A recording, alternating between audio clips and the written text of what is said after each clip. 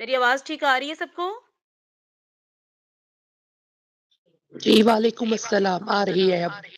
चलिए अल्हम्दुलिल्लाह, अल्हम्दुलिल्लाह। वो कुछ डिस्टर्बेंस हो गई थी जिसकी वज़ह से मैं 5 वो थोड़े मिनट लेट हो गई। तो इंशाल्लाह हम शुरू करते हैं। हिरा आप इधर ही हैं? प्लीज़ आप रिकॉर्डिंग शुरू करती हैं? जी रिकॉर्डिंग ऑन है। ओके। औज़ु बिल्लाहि मिन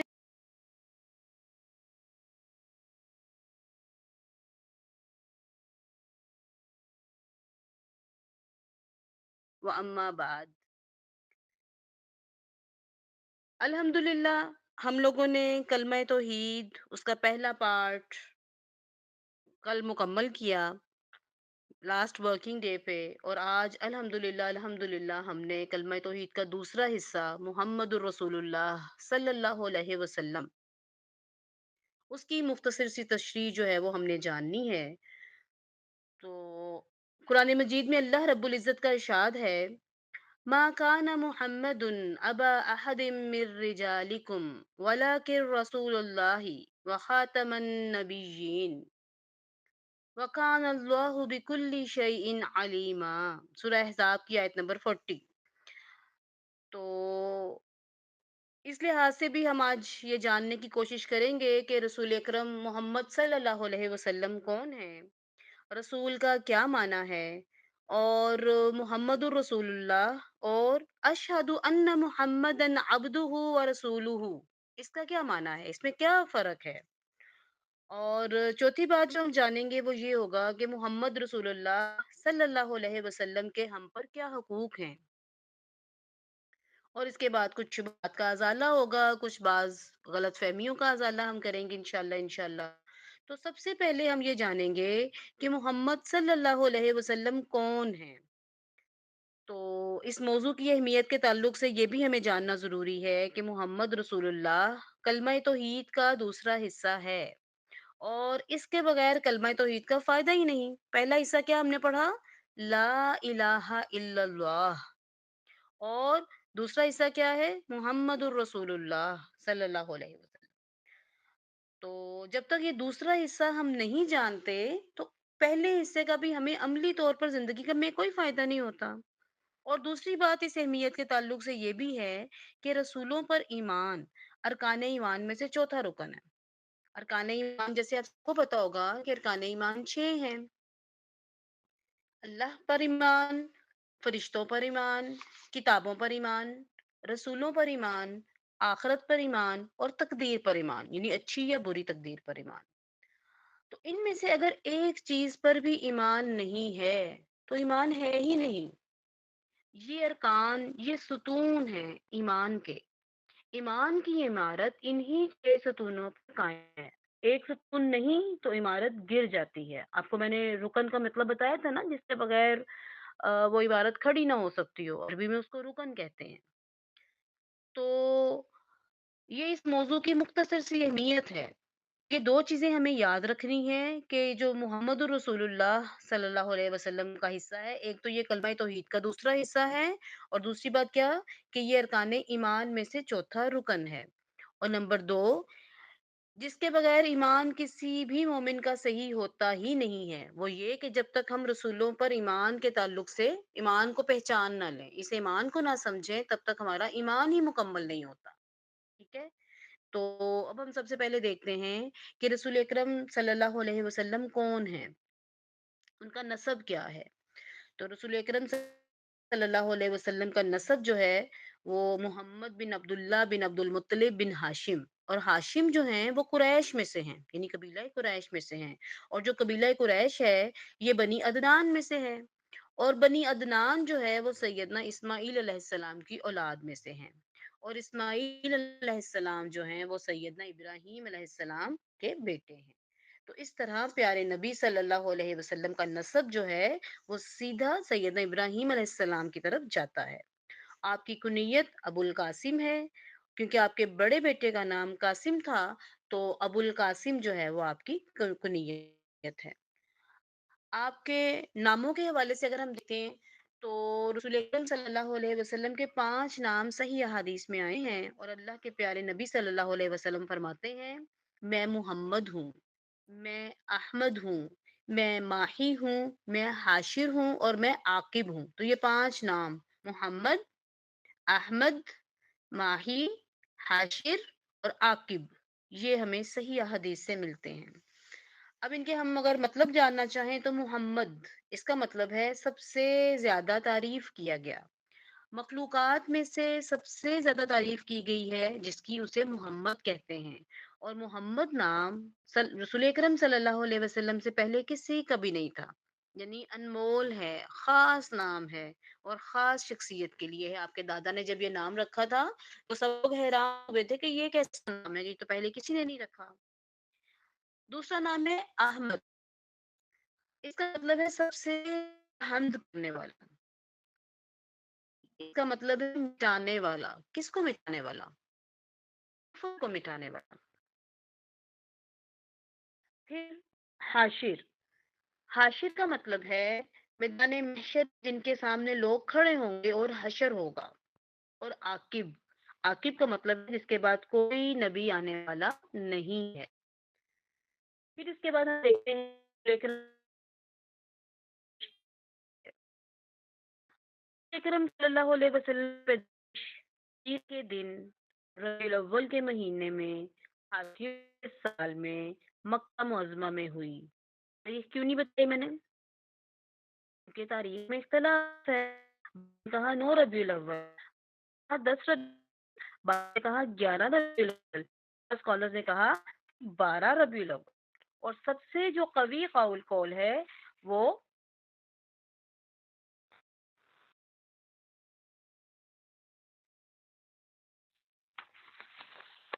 9 ربیع الاول کے حوالے سے.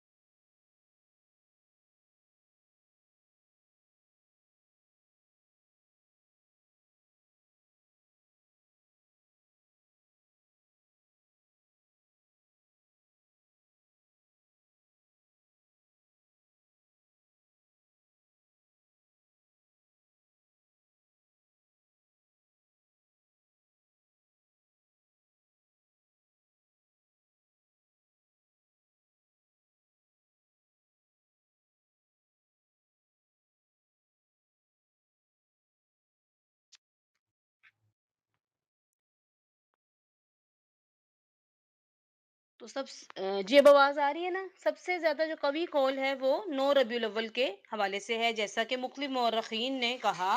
اور سب سے زیادہ مشہور جو ہمارے معاشرے میں ہو چکا ہے وہ 12 ربیع الاول ہے.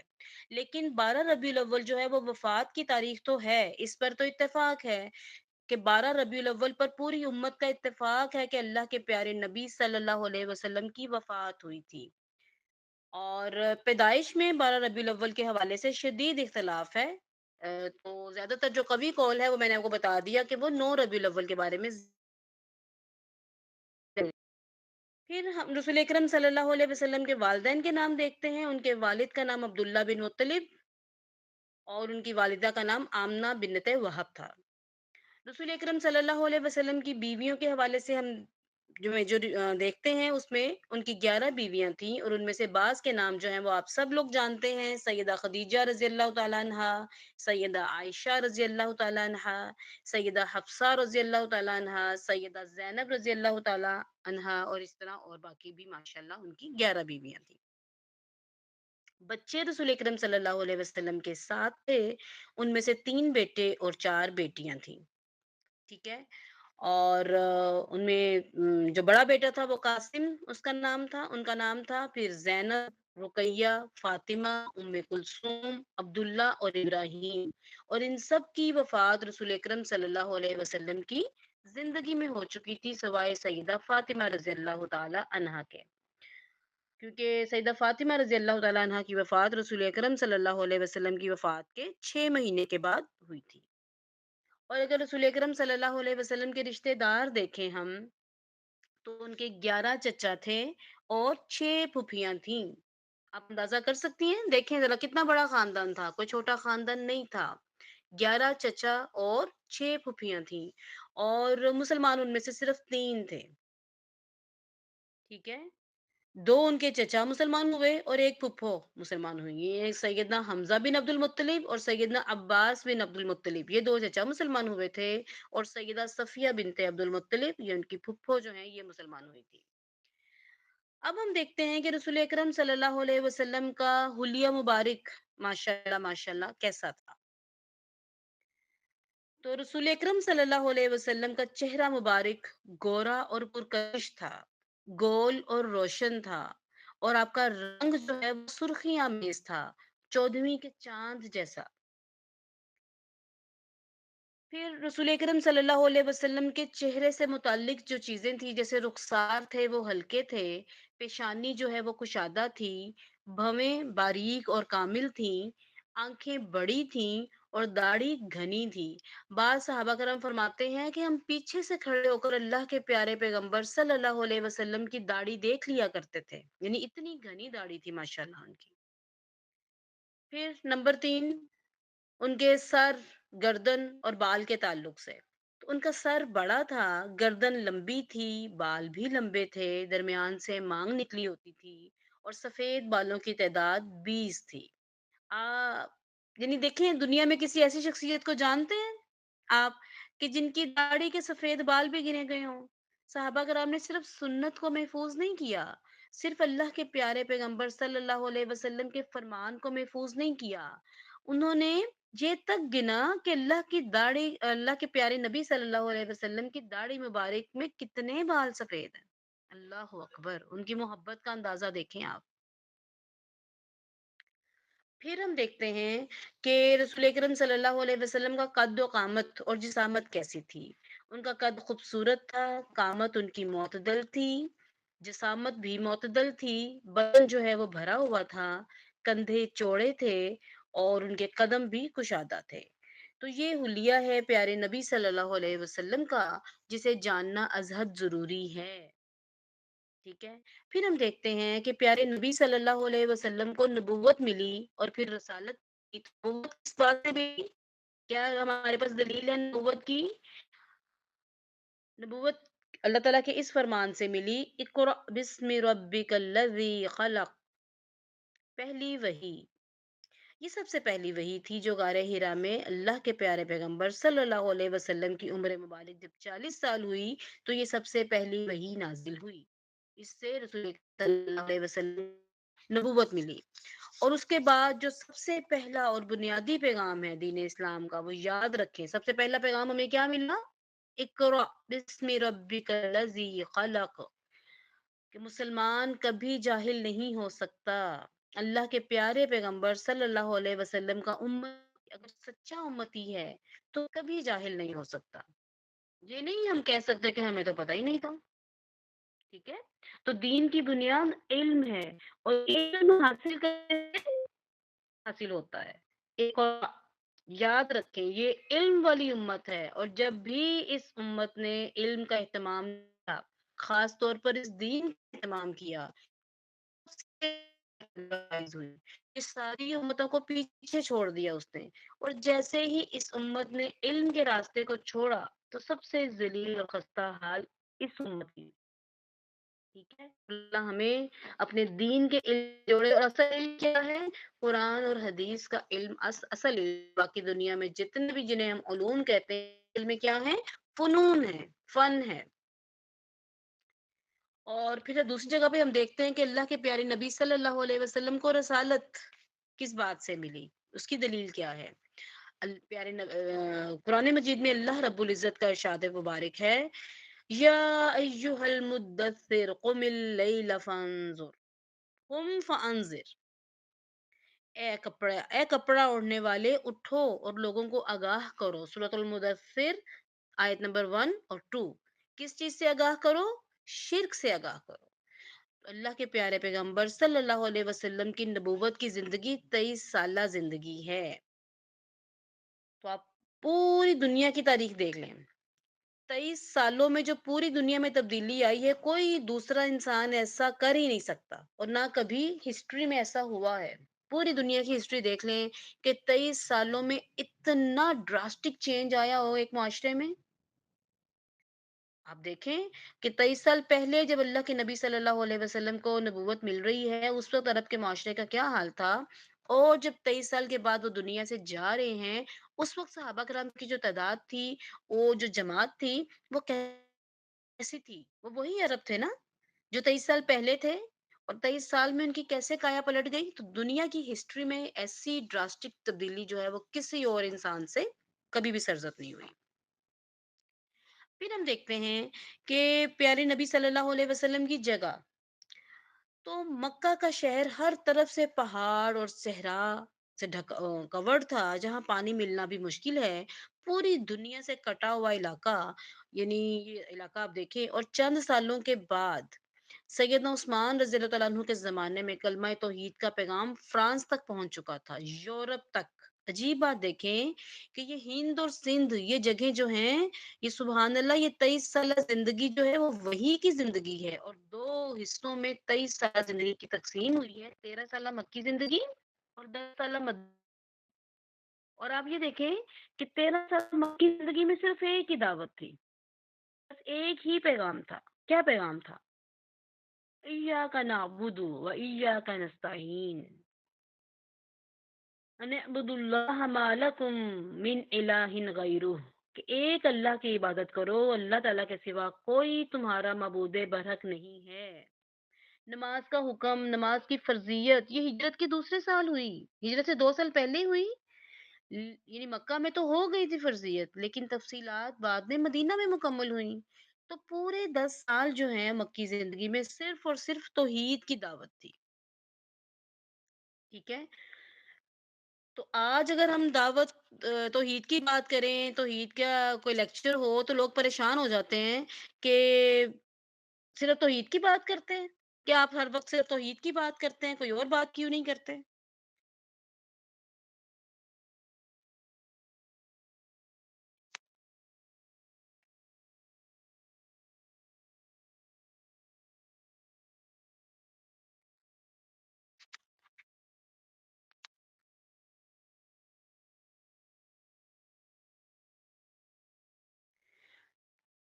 تو لوگ کہتے ہیں کہ کبھی نماز پر بات کریں، کبھی زکوٰۃ پر بات کریں، کبھی روزوں پر بات کریں، کبھی حسن اخلاق پر بات کریں، کبھی رشتہ داری کے تعلق سے بات کریں. آپ صرف توحید کی بات کرتے ہیں. تو آپ یہ دیکھیں کہ پیارے نبی صلی اللہ علیہ وسلم نے 10 سال صرف اور صرف توحید کی دعوت دی، صرف عقیدے پر بات ہوئی، صرف دلوں کی زمین پر کام ہوا. اور سیدنا نوح علیہ السلام کا اندازہ کریں، انہوں نے کتنے سال دعوت دی تھی صرف توحید کی؟ 950 سال. سوچ سکتے ہیں آپ؟ 950 سال دوسری کوئی دعوت نہیں تھی. کیوں؟ اس لیے کہ جس نے توحید کو نہیں مانا، تو اسے اگلی دعوت دینے کا تو کیا فائدہ؟ اس لیے سیدنا نوح علیہ السلام نے اپنی قوم کو نماز کی دعوت نہیں دی. انہوں نے اپنی قوم کو جو دعوت دی وہ کیا دی؟ استغفروا ربکم انہ کان غفارا، استغفار کرو، شرک سے توبہ کرو. اگر شرک ہے تو پھر کوئی اور عبادت باقی نہیں رہتی. تو شرک سے توبہ سب سے پہلے ہے، توحید کا علم سب سے پہلے ہے. تو یہاں بھی اللہ تعالیٰ نے جب آپ کو رسالت دی تو کیا کہا؟ یا ایہا المدثر قم فانذر. تو کس سے ڈرانا تھا، کس سے آگاہ کرنا تھا؟ شرک سے، شرک سے لوگوں کو آگاہ کرنا تھا. اور جو مدنی زندگی ہے 10 سالہ، پھر وہاں پہ نماز کی تفصیل ہے، روزے ہیں، زکوٰۃ ہے، حج ہے، جہاد ہے، باقی سارے کے سارے جو احکام ہیں وہ مدینہ میں نازل ہوئے. تو اب اس کے بعد ہم دیکھتے ہیں کہ کیا نبی اور رسول میں کوئی فرق ہوتا ہے. تو آپ یہ دیکھیں کہ اللہ تعالیٰ قرآن مجید میں فرماتے ہیں، سورہ حج کی آیت نمبر 52، وما ارسلنا من قبلك من رسول ولا نبي الا اذا تمنى القى الشيطان في امنيه امنيته اور ہم نے نہیں بھیجا اے میرے پیارے پیغمبر صلی اللہ علیہ وسلم آپ سے پہلے کوئی رسول اور نہ ہی کوئی نبی۔ تو رسول کو الگ بیان کیا اور نبی کو الگ بیان کیا۔ اس آیت میں آپ دیکھ رہے ہیں نا؟ تو اس کا مطلب ہے کہ رسول اور نبی میں فرق ہوتا ہے۔ تو کیا فرق ہوتا ہے؟ آئیے دیکھتے ہیں۔ رسول کسے کہتے ہیں؟ رسول کا لفظی معنی ہے پیغام پہنچانے والا۔ ہم آج اردو آج ہماری بڑی کمزور ہو گئی، ورنہ خط کو لکھنے والے کو خط کو کیا کہتے تھے؟ مراسلہ۔ ٹھیک ہے؟ تو پیغام پہنچانے والا اور شرعی معنی جو ہیں اس کا مطلب ہے کہ اللہ تعالیٰ کے پیغام یعنی وحی کو پہنچانے والا، جس پر وحی نازل ہوتی ہے اور پھر اس وحی کو وہ آگے بھی پہنچاتا ہے، وہ رسول کہلاتا ہے۔ اور شیخ الاسلام امام ابن تیمیہ رحمہ اللہ فرماتے ہیں کہ نبی جو ہے وہ مومنوں کی طرف بھیجا جاتا ہے اور رسول جو ہے وہ مشرکوں کی طرف بھیجا جاتا ہے۔ کیا معنی ہے اس کا؟ یعنی جب تک شرک نہیں ہے تو پھر رسول بھی نہیں ہے۔ اور سب سے پہلے رسول کون ہے؟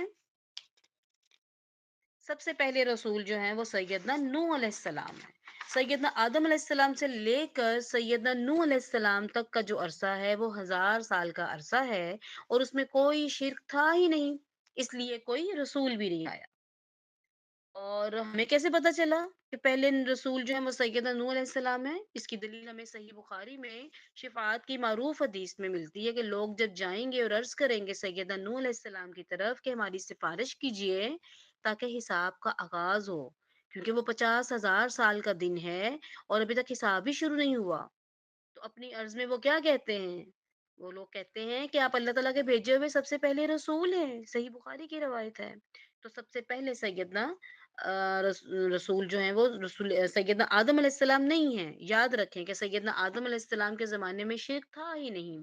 جنت سے اترے زمین پر مومن مواحد اولاد ان کی مومن ہے، مواحد ہے، اور جب یہ اولاد آگے بڑھتی گئی تو توحید باقی رہی، ہاں باقی گناہ تھے، قتل بھی ہوا، حسد بھی ہوا، جرم بھی ہوئے، بدکاریاں بھی ہوئیں، زناکاریاں بھی ہوئیں، گانے بجانے بہت کچھ تھا، لیکن شرک نہیں تھا۔ سب سے پہلے شرک کا آغاز ہوا سیدنا نوح علیہ السلام کی قوم میں 5 بت تھے۔ کون سے 5 بت تھے؟ یہ بھی ہمیں قرآن مجید کی آیت میں ملتے ہیں۔ ود، سعا، یغوس، یعوق اور نصر۔ یہ 5 بت نہیں تھے حقیقتاً، یہ اللہ رب العزت کے نیک اور صالح بندے تھے۔ جب یہ مر گئے پھر ان کی تعظیم کی گئی، قبروں کی تعظیم کی گئی، پھر ان کو بعد میں جب علم جاتا رہا تو پھر معبود بنایا گیا۔ اور یہ بات ہمیں سورہ نوح کی آیت نمبر 23 کی تفسیر میں سیدنا عبداللہ بن عباس کی جو روایت ہے وہ موجود ہے صحیح بخاری میں۔ تو سمجھ کے آئی کہ نبی جو ہے وہ مومنوں کے لیے بھیجا جاتا ہے اور رسول مشرکوں کے لیے بھیجا جاتا ہے۔ جس معاشرے میں شرک ہوتا ہے وہاں رسول آتا ہے، اور جس معاشرے میں جب تک شرک نہ ہو وہاں نبی آتا ہے۔ اور بھی کچھ فرق ہیں لیکن وہ پھر انشاءاللہ کسی لیکچر میں آپ کو بتاؤں گی۔ تو اب ہم دیکھتے ہیں کہ محمد رسول اللہ اور اشہد ان محمد عبدہ و رسولہ، ان میں کیا فرق ہے؟ کوئی معنی میں فرق ہے؟ تو دیکھتے ہیں کہ محمد الرسول اللہ کا معنی کیا ہے۔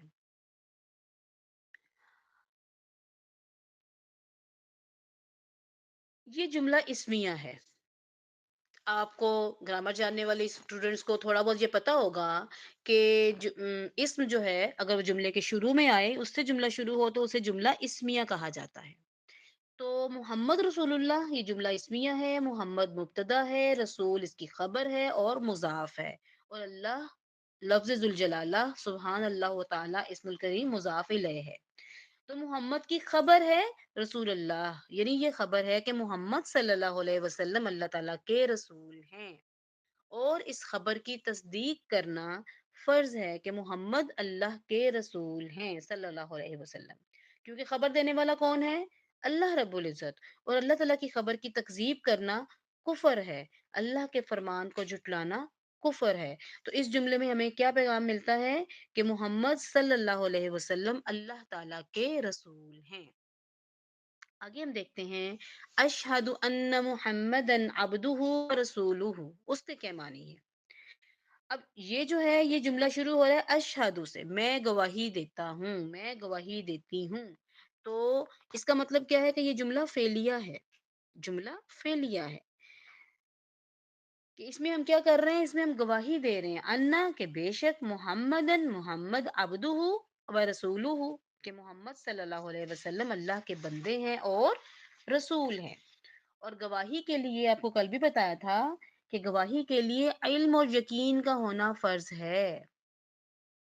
اللہ تعالیٰ سورہ زخرف کی آیت میں فرماتے ہیں الا من شہد بالحق وهم یعلمون، تو علم یقینی کا ہونا ضروری ہے۔ جب دنیا میں قاضی کے پاس کوئی مسئلہ پہنچتا ہے، وہ فیصلہ کرنے سے پہلے گواہوں کو بلاتا ہے، تو کون گواہ صحیح ہوتے ہیں؟ ان گواہوں میں سے کس کی گواہی قابل قبول ہوتی ہے؟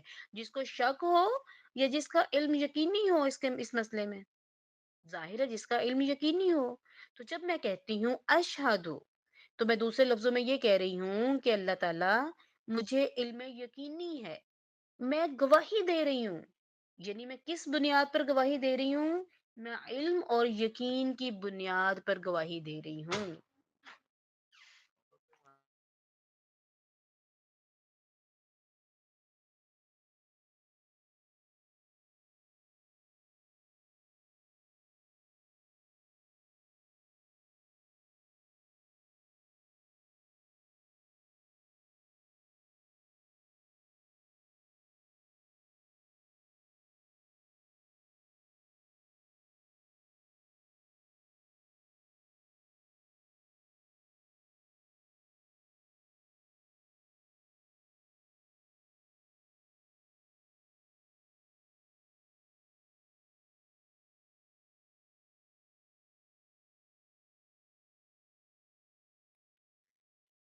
جی، تو ہم نے جب اشہدو کہا تو ہم نے کیا کہا کہ مجھے علم یقینی ہے کہ میں گواہی دے رہی ہوں۔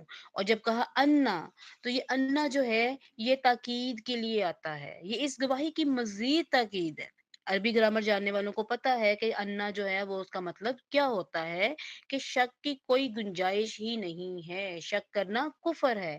جس نے شک کیا کہ محمد اللہ کے رسول ہے، صرف شک کیا، وہ کافر ہے، دائرہ اسلام سے خارج ہے۔ یعنی پہلے گواہی بھی ہے، پھر تاکید بھی ہے اس گواہی کی، اشہدو انا۔ اچھا آگے کیا ہے؟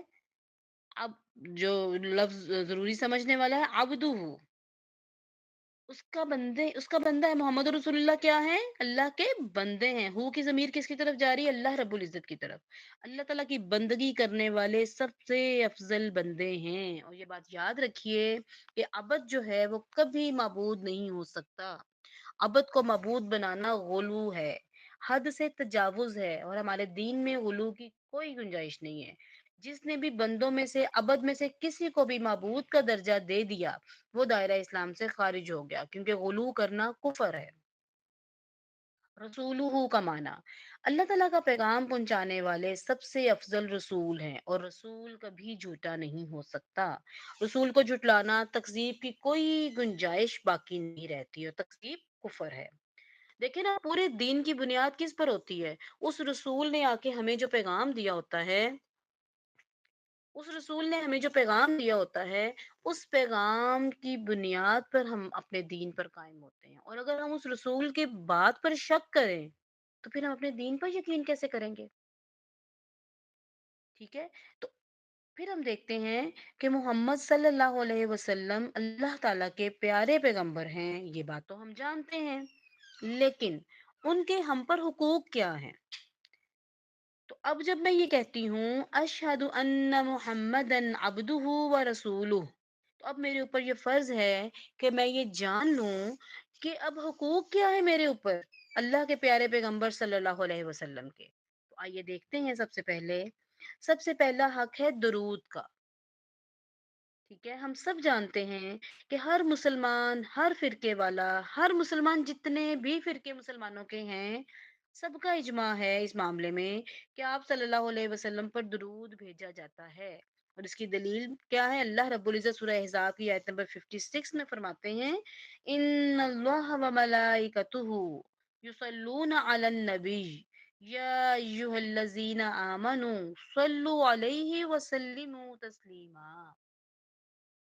اللہ تعالیٰ اور اللہ تعالیٰ کے فرشتے آپ صلی اللہ علیہ وسلم پر درود بھیجتے ہیں، اے ایمان والو، آپ بھی اللہ کے پیارے پیغمبر صلی اللہ علیہ وسلم پر درود بھیجو اور سلام بھیجو۔ تو اللہ کے پیارے پیغمبر صلی اللہ علیہ وسلم فرماتے ہیں کہ اس شخص کی ناک خاک آلود ہو جائے جس کے پاس میرا ذکر ہو اور اس نے مجھ پر درود نہ بھیجا، تو یہ بہت بڑی بدبختی ہے، بہت بخیل ہے ایسا شخص۔ ٹھیک ہے۔ دوسرا حق، اللہ کے پیارے پیغمبر صلی اللہ علیہ وسلم کا یہ بھی بہت سارے لوگ جانتے ہیں کہ اللہ کے پیارے پیغمبر صلی اللہ علیہ وسلم کی توقیر، احترام اور تعظیم کرنی ہے، اور آپ صلی اللہ علیہ وسلم کا احترام اور توقیر اور تعظیم فرض ہے۔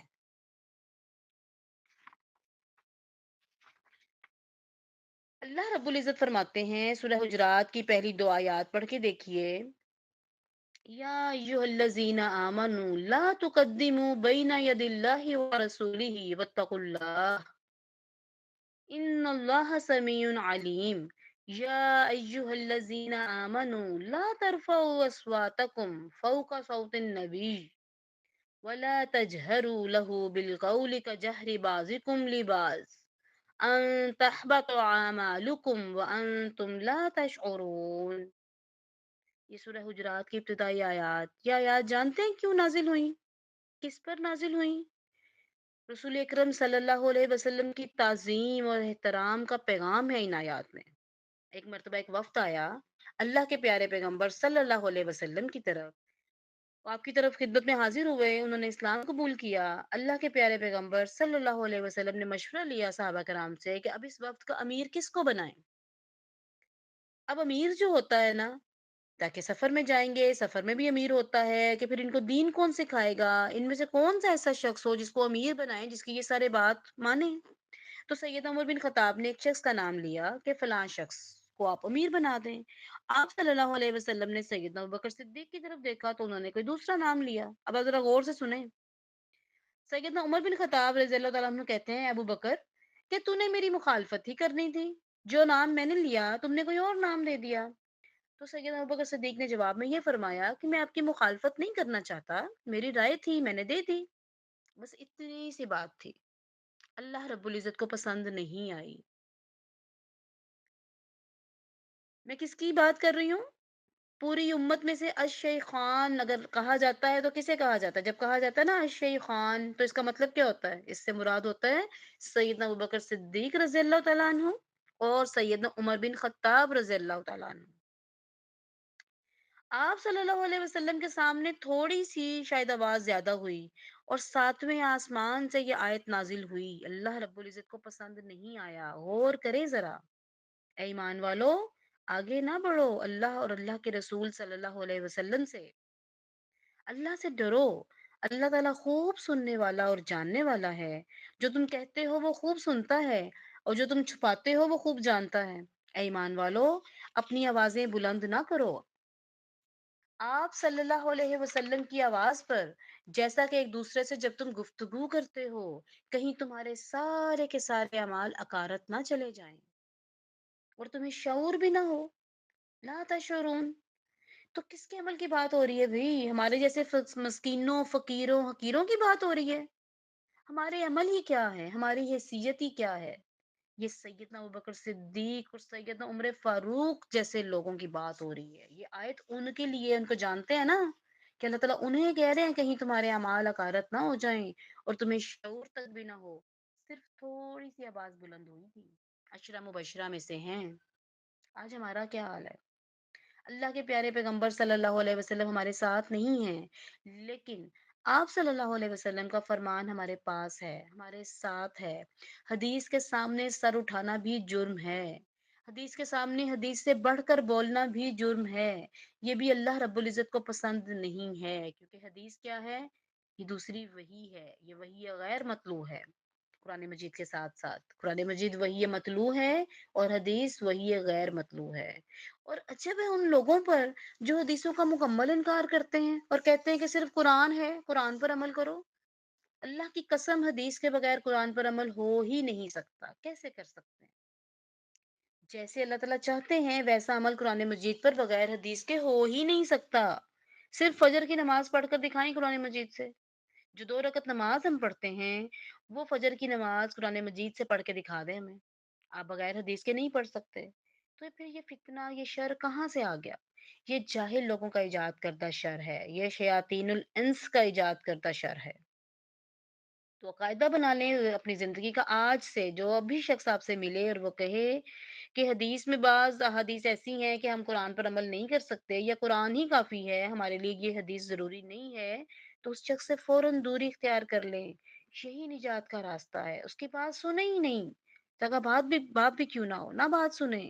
دوست تو دور کی بات ہے، اگر والدین بھی کہتے ہیں کہ قرآن کافی ہے تو ان کی بات چھوڑ دیں اور اس تعلق سے کبھی بھی ان سے بات نہ کریں۔ ان کا احسان باقی رہتا ہے، دنیاوی احسان باقی رہتا ہے، لیکن ہم سب کو یہ پتا ہے کہ اللہ رب العزت کا حق سب سے پہلے ہے، ہمارے پیارے نبی صلی اللہ علیہ وسلم کا حق سب سے پہلے ہے۔ اچھا جی، 2 حق ہم نے دیکھے، تیسرا حق ہے محبت کا۔ تیسرا حق ہے محبت کا، اور ہم سارے دعوے دار ہیں، ہم سارے ہی اللہ کے نبی صلی اللہ علیہ وسلم سے محبت کے دعوے کرتے ہیں، اور پیارے نبی صلی اللہ علیہ وسلم فرماتے ہیں لا یؤمن احدکم حتی اکون احب الیہ من والدہ وولدہ والناس اجمعین۔ تم میں سے کوئی شخص اس وقت تک مومن نہیں ہو سکتا جب تک میں اس کے لیے اس کی اولاد یعنی اس کے بچے اور اس کے والدین سے زیادہ محبوب نہ ہو جاؤں، اور سارے لوگوں سے بھی زیادہ محبوب نہ ہو جاؤں۔ اولاد، والدین اور اس دنیا کے سارے لوگ، جس میں بیوی بھی شامل ہے، دوست احباب بھی شامل ہیں، سارے رشتہ دار بھی شامل ہیں، جب تک آپ صلی اللہ علیہ وسلم کی محبت سب سے بڑھ کر نہیں ہوتی اس وقت تک ہم مومن نہیں ہو سکتے۔ تو پتہ کب چلتا ہے؟ پتہ کب چلتا ہے؟ جب آزمائش آتی ہے، ایک طرف آپ صلی اللہ علیہ وسلم کا فرمان ہے اور دوسری طرف ہمارے پسندیدہ امام کا فرمان ہے، تب پتہ چلتا ہے کہ محبت کہاں پر ہے، کس کی محبت غالب ہے۔ زبان سے تو ہم سارے ہی دعویٰ کرتے ہیں، تو یقین تو تب ہوتا ہے جب ہم عمل کس کے قول پر کرتے ہیں۔ جب بیوی کی بات آتی ہے تو ہم اللہ کے نبی صلی اللہ علیہ وسلم کے فرمان کے خلاف بیوی کی بات مان لیتے ہیں۔ شوہر کی اطاعت کی بات آتی ہے، ہم اللہ اور اللہ کے رسول کے فرمان کے بغیر شوہر کی بات مان لیتے ہیں، تو تب نہیں ماننی۔ اللہ اور اللہ کے رسول کا حق سب سے پہلے ہے، باقی ساری دنیا کا حق اس کے پیچھے ہے۔ چوتھا حق جو ہے وہ ہے اتباع، اتباع رسول صلی اللہ علیہ وسلم، یعنی یہ حق ہے اللہ تعالیٰ کے پیارے پیغمبر صلی اللہ علیہ وسلم کا، اور اس کی دلیل کیا ہے؟ اس کی دلیل ہے سورہ آل عمران کی آیت نمبر 132، وَأَطِيعُوا اللَّهَ وَالرَّسُولَ لَعَلَّكُمْ تُرْحَمُونَ، اور اللہ کی فرما برداری کرو اور رسول اللہ صلی اللہ علیہ وسلم کی فرما برداری کرو تاکہ تم پر رحم کیا جائے۔ کون نہیں چاہتا کہ ہم پر اللہ تعالیٰ کا رحم ہو؟ میں نہیں چاہتی یا آپ نہیں چاہتے؟ ہم سب اللہ تعالیٰ کی رحمت کے محتاج ہیں، ہم سارے کے سارے محتاج ہیں، لیکن راستہ ایک ہے۔ کیا راستہ ہے؟ وَأَطِيعُوا اللَّهَ وَالرَّسُولَ، سر جھکانا پڑے گا، اور کوئی راستہ نہیں ہے۔ اللہ کے پیارے پیغمبر صلی اللہ علیہ وسلم فرماتے ہیں کل امتی یدخلون الجنہ الا من ابا، قالوا یا رسول اللہ ومن یابا، قال من اطاعنی دخل الجنہ ومن عصانی فقد ابا، کہ میری ساری کی ساری امت جنت میں داخل ہوگی سوائے ان لوگوں کے جو جنت میں جانے سے انکار کرتے ہیں۔ کتنی عجیب بات ہے! صحابہ کرام نے بھی عرض کیا، حیران اور پریشان ہو کر کہا کہ یا رسول اللہ کون انکار کرتا ہے؟ کون ہے جو جنت میں جانے سے انکار کرتا ہے؟ اللہ کے پیارے پیغمبر صلی اللہ علیہ وسلم فرماتے ہیں جس نے میری فرما برداری کی، میری اتباع کی، دخل الجنہ، تو وہ جنت میں داخل ہوا، ومن عصانی، اور جس نے میری نافرمانی کی، فقد ابا، تو اس نے جنت میں جانے سے انکار کر دیا۔ ٹھیک ہے، یہ 4 حق ہو گئے، اب ہم دیکھتے ہیں 5واں حق۔ 5واں حق جو ہے وہ سب سے اہم پوائنٹ ہے اور وہ سب سے آخر میں رکھا ہے۔ دیکھیں، دروج پڑھنے کا حق، توقیر کرنے کا حق، محبت کرنے کا حق، اتباع، یہ تو سب کرتے ہیں نا، اور سب دعویٰ بھی کرتے ہیں اور کرتے بھی ہیں، لیکن جو سب سے اہم بات ہے جس سے اکثر لوگ غافل ہیں اور جانتے نہیں ہیں، وہ بنیاد ہے، وہ ہے رسالت پر ایمان۔ رسالت پر ایمان اللہ تعالیٰ کے پیارے پیغمبر صلی اللہ علیہ وسلم کے حقوق میں سے سب سے بنیادی حق ہے اور سب سے عظیم حق ہے۔ اگر ایمان نہیں تو کچھ بھی نہیں۔ رسالت پر ایمان کی دلیل اللہ کے تعالیٰ کے اللہ تعالیٰ کا فرمان ہے سورۃ النساء آیت نمبر 136، یا ایہا الذین آمنو آمنو باللہ و رسولہ، اے ایمان والو اللہ تعالیٰ پر ایمان اور اللہ کے پیارے پیغمبر صلی اللہ علیہ وسلم پر ایمان لے آؤ۔ یا ایہا الذین آمنو، اے لوگو جو ایمان لائے ہو، آمنو باللہ و رسولہ، ٹھیک ہے؟ تو یہ حکم ہے، ایمان لانا ضروری ہے۔ کیا کہا جا رہا ہے؟ فعل امر کے ساتھ آمینو، فعل امر وجوب کا تقاضا کرتا ہے، فرضیت کے لیے ہوتا ہے۔ اللہ تعالیٰ کے پیارے پیغمبر صلی اللہ علیہ وسلم فرماتے ہیں والذی نفس محمد بیدہ، اس ذات کی قسم جس کی مٹھی میں میری جان ہے، لا يسمع بأحد من هذه الامة یہودی ولا نصرانی، اس امت میں سے یہودی نصرانی یعنی نصارہ میں سے کوئی بھی ایسا شخص جو میرا نام سنتا ہے ثم یموت ولم یؤمن، پھر وہ مر جاتا ہے اور ایمان نہیں لاتا، بالذی ارسلت بہ، کس چیز پر ایمان نہیں لاتا؟ بالذی ارسلت بہ، جس چیز کے ساتھ مجھے مبعوث کیا گیا ہے، کس چیز کے ساتھ؟ یعنی دین اسلام، کلمہ توحید، الا کان من اصحاب النار، الا یہ کہ وہ اصحاب النار میں سے ہوگا، جہنمی۔ جو رسالت پر ایمان نہیں لے کر آتا وہ مسلمان ہی نہیں ہے، دائرہ اسلام سے خارج ہے۔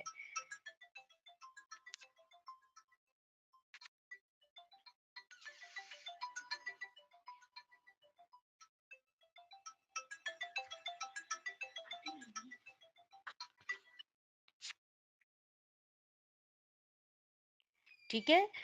تو جس کو رسول اکرم صلی اللہ علیہ وسلم یعنی رسول پر ایمان میں ذرا سا بھی شک ہو، وہ شخص جنت میں داخل ہو ہی نہیں سکتا۔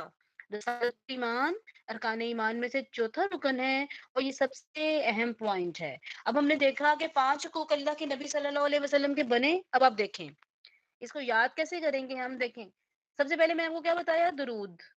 درود صرف وہی پڑھے گا جو تعظیم کرے گا۔ دوسرا حق کیا تھا؟ تعظیم کرنا۔ درود وہی پڑھے گا جو تعظیم کرتا ہے، اور تعظیم وہی کرے گا جو محبت کرتا ہے۔ دوسرا حق محبت کا بتایا تھا، تیسرا، اور محبت وہی کرے گا جو اتباع کرتا ہے، اور اتباع صرف اور صرف وہی کر سکتا ہے جو ایمان لاتا ہے۔ اس ترتیب سے آپ یاد رکھیں گے، آپ کو 5 حقوق یاد ہو جائیں گے۔ ایک بار پھر سنیے، درود صرف وہی پڑھے گا جو تعظیم کرتا ہے، اور تعظیم وہی کرے گا جو محبت کرتا ہے، اور محبت وہی کرتا ہے جو اتباع کرتا ہے، اور اتباع صرف اور صرف وہی کر سکتا ہے جو ایمان لاتا ہے۔ تو انشاءاللہ آپ اس کو دوبارہ بھی دہرائیے گا۔ یہ 5 حقوق اللہ کے نبی صلی اللہ علیہ وسلم کے آپ کو ٹپس پر یاد ہو جائیں گے: درود، تعظیم، محبت، اتباع اور ایمان۔ ٹھیک ہے؟ درود صرف وہی پڑھے گا جو تعظیم کرتا ہے، تعظیم وہی کرے گا جو محبت کرتا ہے، محبت وہی کرتا ہے جو اتباع کرتا ہے، اور اتباع صرف وہی کر سکتا ہے جو ایمان لاتا ہے۔ درود بغیر تعظیم کے ممکن ہے؟ نہیں۔ جو تعظیم نہیں کرتا وہ کیا درود پڑھے گا؟ درود پڑھتے اس لیے ہیں کیونکہ تعظیم کرتے ہیں۔ بغیر محبت کے کسی کی تعظیم کر سکتے ہیں آپ؟ محبت بھی اور تعظیم بھی۔ بغیر اتباع کے محبت ممکن ہے؟ ممکن ہی نہیں ہے۔ اور بغیر ایمان کے اتباع ممکن ہی نہیں ہے۔ تو یہ 5 چیزیں لازم و ملزوم ہیں پیارے نبی صلی اللہ علیہ وسلم کے۔ ٹھیک ہے؟ اب ہم نے یہ دیکھنا ہے کہ رسالت پر ایمان لایا کیسے جاتا ہے، اس کا کیا طریقہ ہے۔ کیونکہ ابھی ہم نے کہا نا کہ رسالت پر ایمان ہے، تو رسالت پر ایمان سے مطلب کیا ہے؟ رسالت پر ایمان لایا کیسے جاتا ہے، اس کے شرائط کیا ہے؟ ہمیں جب تک یہ پتہ نہیں ہوگا ہم کیسے آگے چل سکتے ہیں؟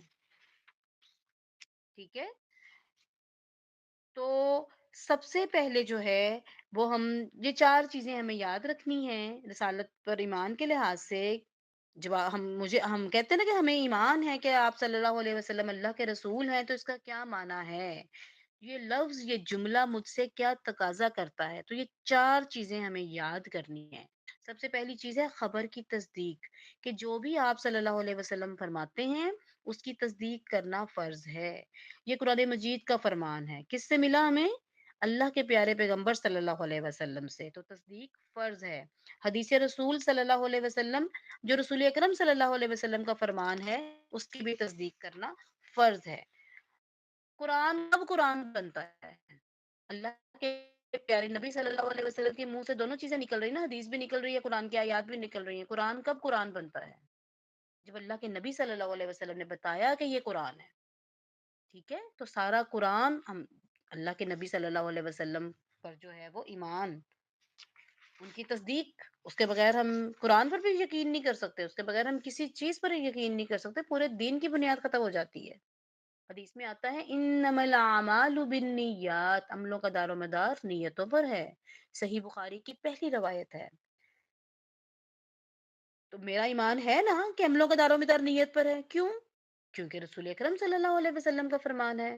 پھر ابھی آپ کو حدیث سنائی، ساری امت جنت میں داخل ہوگی سوائے ان کے جو انکار کرتے ہیں۔ کون انکار کرتا ہے؟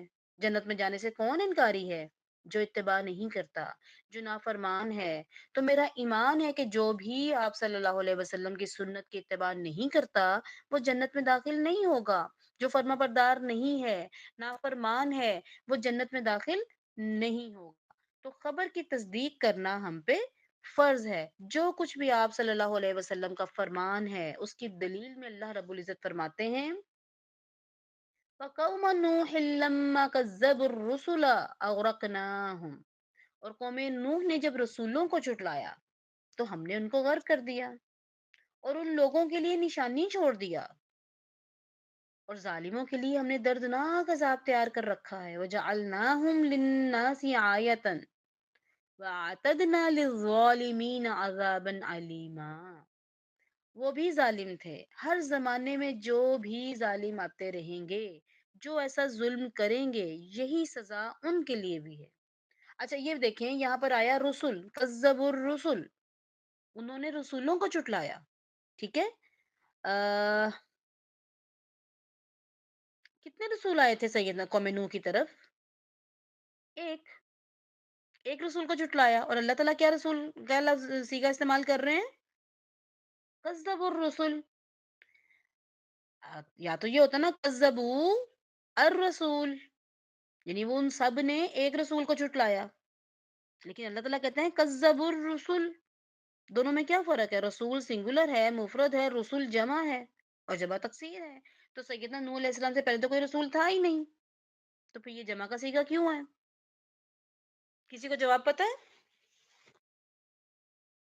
اس لیے کہ ہر رسول کا یہی ایک ہی پیغام ہے، جو قیامت تک ایک ہی پیغام ہے۔ جس نے ایک رسول کو جھٹلایا، اس نے گویا تمام رسولوں کو جھٹلایا۔ سارے نبی جو ہیں، سارے رسول جو ہیں، وہ اللہ کی توحید کا پیغام لے کر آئے۔ تو ایک رسول کو جھٹلانا تمام رسولوں کو جھٹلانے کے برابر ہے۔ قوم نوح کا جرم کیا تھا؟ انہوں نے رسالت کو جھٹلایا، بنیادی پیغام کو جھٹلایا، توحید کو جھٹلایا، تو سزا کیا ملی؟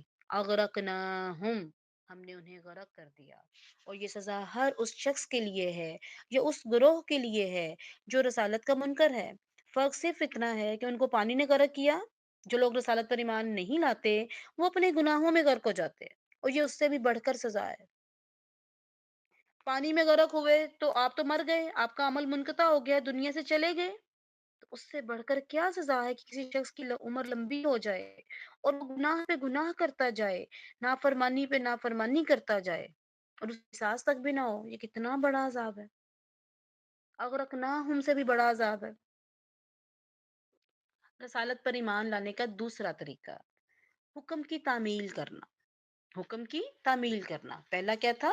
تصدیق کرنا، یعنی جو بھی حکم ہمیں ملا ہے، خبر کی تصدیق، جو بھی حکم ہمیں ملا ہے اس حکم کی تعمیل کرنی ہے، تصدیق کی اور پھر عمل سے تعمیل کرنی ہے۔ اللہ کے پیارے پیغمبر صلی اللہ علیہ وسلم نے ہمیں کئی احکام دیے۔ کوئی ایک مثال، جیسے حدیث میں حکم ہوا کہ اللہ کے پیارے پیغمبر صلی اللہ علیہ وسلم کا، آپ صلی اللہ علیہ وسلم نے فرمایا اوفوا اللحیہ، داڑھی کو چھوڑ دو، فعل امر، فعل آپ کو بتایا کہ فعل امر جو ہے وہ وجوب کے لیے ہوتا ہے، تو داڑھی کو چھوڑ دیا جائے، جو بھی آپ کو حکم ملتا ہے فوراً اس کی تعمیل کرنی ہے۔ اس کی دلیل کیا ہے کہ جو تمہیں حکم دیا جائے اس کی تعمیل فوراً کرنی ہے؟ کیونکہ اللہ تعالیٰ نے فرمایا وَمَا آتَاكُمُ الرَّسُولُ فَخُذُوهُ، جو بھی تمہیں رسول دیں اسے فوراً لے لو۔ سورہ حشر کی آیت نمبر 7۔ اب یہاں پر الرسول آیا، معرفہ بھی آیا، سنگولر آیا، اور مطلب کیا ہے، بڑی ڈیٹیلز ہیں گرامر کے لحاظ سے بھی، کہ یہاں پر اللہ کے نبی صلی اللہ علیہ وسلم مراد ہے، کہ وہ تمہیں جو بھی حکم دے، ایمان ہم نے سب رسولوں پر لانا ہے، لیکن بات کس کی ماننی ہے؟ صرف الرسول کی، محمد صلی اللہ علیہ وسلم کی، عبدہ و رسولہ۔ ٹھیک ہے۔ تیسرا ہے نہیں سے رک جانا۔ ٹھیک ہے، جس چیز سے منع کیا گیا اس سے فوراً رک جائیں۔ اس کی دلیل اللہ رب العزت کا فرمان اسی آیت کریمہ میں کنٹینیوشن جو ہے اس میں آگے آتا ہے وَمَا نَهَاكُمْ عَنْهُ فَانتَهُوا وَاتَّقُوا اللَّهَ إِنَّ اللَّهَ شَدِيدُ الْعِقَابِ، اور جس چیز سے تمہیں اللہ کہ نبی صلی اللہ علیہ وسلم روک دے فوراً اس سے رک جاؤ، جسے منع کریں اسے رک جاؤ، اور اللہ تعالیٰ سے ڈرتے رہو، بے شک اللہ تعالیٰ شدید العقاب ہے، سخت سزا دینے والا ہے۔ سورہ حشر کی آیت نمبر 7۔ اور تقوی کے بغیر نہ تو حکم پر آپ عمل کر سکتے ہیں اور نہ ہی آپ تقوی کے بغیر کسی منع کی ہوئی چیز سے رک سکتے ہیں۔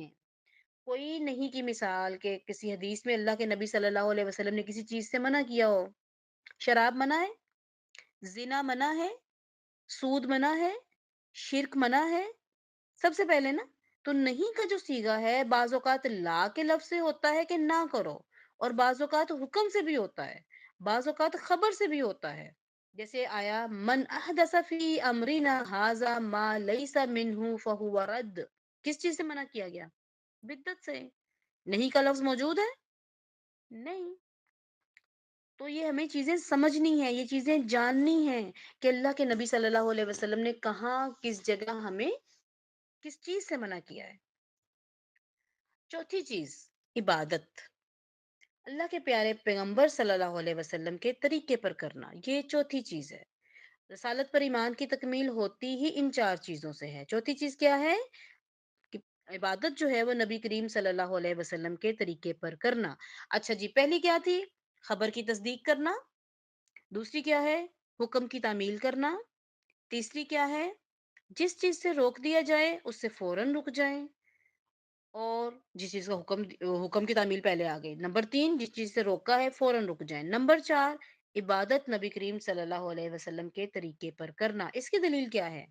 سورہ آل عمران کی آیت نمبر 32، وَأَطِیعُوا اللَّهَ وَالرَّسُولَ لَعَلَّکُمْ تُرْحَمُونَ۔ ٹھیک ہے جی، تو یہ ایمان کے لحاظ سے رسول پر ایمان ہمیں اب سمجھ آیا کہ رسالت پر ایمان کیسے لانا ہے۔ یہ چار چیزیں جب تک ہم نہیں کریں گے اس وقت تک ہمارا رسالت پر ایمان جو ہے وہ مکمل نہیں ہوتا۔